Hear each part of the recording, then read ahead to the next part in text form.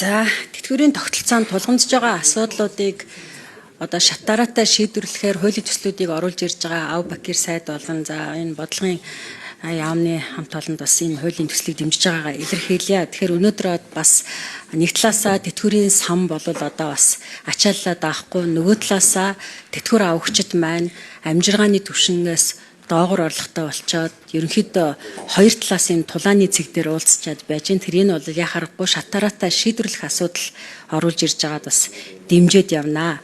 За ер нь бол дэлхийн хувийн тэтгэврийн сангийн одоо юу хамгийн түрүүнд оруулж ирсэн бас зөв гэж бодож байна. Тэгэхээр дэлхийн энэ хөрөнгийн зах зээл дээр хамгийн том тоглогчид бол бараг 50% ч илүү 50-аас илүү хувь ч илүү энэ тэтгэврийн хувийн сангууд эзэлдэг тийм. Тэгэхээр яг энэ одоо дэлхийд гарцсан энэ одоо хевсийн тогтолцоог бас Монголд оруулж ирэх энэ анхны одоо энэ хуулийн төслийг оруулж ирсэн байна. За гисэн хэдий ч амьдрал одоо бас аль үжээ энэ чинь хэрэгжүүлээд эхэлсэн биш 5 одоо хувийн даатгалын сангууд байна. Тэнд одоо бас 120-30 мянган иргэд бас хуваараа өөрсдөө даатгалцсан байна гэдэг чинь энэ одоо зах зээл байна л гэж ингэж үзэж байна. Гэхдээ энэ хуулийн төсөл дээр түрүүн бас асуултаас хоцорчлоо. Ерөнхийдөө энэ даатгуулагч иргэдийг одоо хамгаалалт нэг талаасаа одоо хувийн энэ сангууд маань хуулиар хамгаалагдсан үйл ажиллагаа нь хуульчлагдаад явах нь шүү дээ тий. Нөгөө талаасаа одоо яг даатгуулагч иргэдийн маань одоо бас баталгааг нь яаж хангах гэдэг дээр бас тань бодолцоороо өвлүүлэх юм уу? Хамтын тэтгэврийн одоо сан гэдэг хамтын тэтгэврийн тухай хууль гэж байсан одоо бол 20% авч байгаа бах тий. Тэгэхээр өвлөж үлдээх тал дээр энэ даатгуулагч иргэдийн эрх ашгийг хамгаалах тал дээр бас энэ хуулийн зохицуулалт дээр ямар шуухан байдалтай байгаа вэ? Энэнийг бас гишүүд бас ерөнхийд цаашдаа бас хилцэгдээд явахаар бол асуух байх тий. Тэгэхээр энэ хамгаалалт бол айгүй чухал.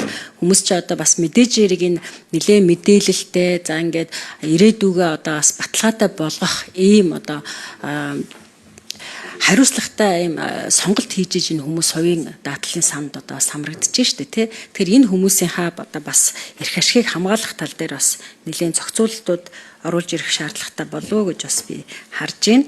За өнөөдөр бол яг ер нь тэтгэврт гарснаас хойш эмэгтэй хүн 55 наснаас хойш 20 жил ажиллах юм одоо боломжтой одоо насын хувьд ч одоо манай чинь насжилт бол нэмэгдээд ш. Эрэгтэй хүн бол нэг дунджаар бас нэг 16-7 жил ажиллах боломжтой. Бие билдер физиологийн хувьд те одоо бол манай насжилт бол маш өндөр болсон 71 72 болсон байгаа.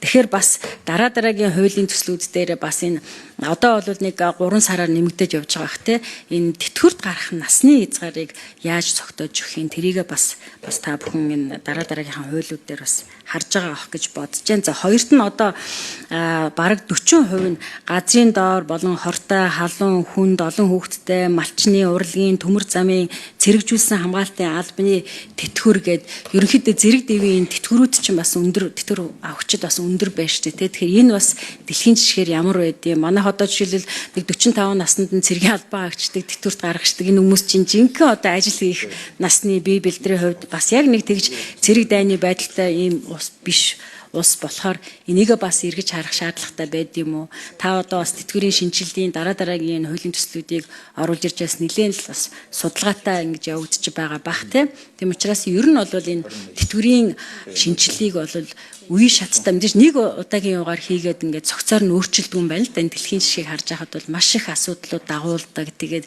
дахин сайжруулад ингээд явдаг тийм. Тэгэхээр энэ бүх зүйл дээр бас эргэж харах байх гэж бодож байна. Тэгээд энэ хувийн тэтгэврийн сангийн тогтолцоог оруулж ирж байгаа маш сайн зүйл болж байна. Тэр энэ